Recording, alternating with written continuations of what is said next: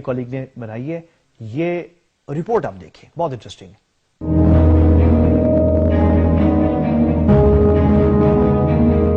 ایک پاکستانی سیاستدان 2 یا 2 سے زائد حلقوں میں بیک وقت الیکشن لڑ سکتا ہے، مگر ایک پاکستانی شہری 2 حلقوں میں ووٹ نہیں ڈال سکتا۔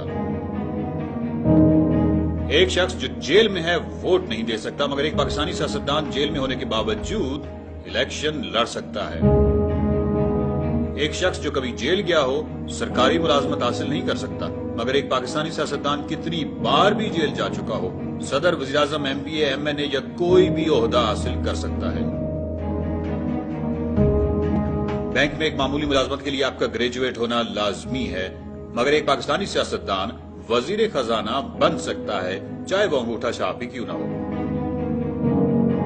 فوج میں ایک عام سپاہی کی بھرتی کے لیے 10 کلومیٹر کی دوڑ لگانے کے ساتھ ساتھ جسمانی اور دماغی طور پر چست اور درست ہونا بھی ضروری ہے۔ البتہ ایک پاکستانی سیاستدان اگرچہ ان پڑھ ہی کیوں نہ ہو، وہ وزیر اعظم یا وزیر دفاع بن کر آرمی، نیوی اور ایئر فورس کے سربراہان کا باس بن سکتا ہے۔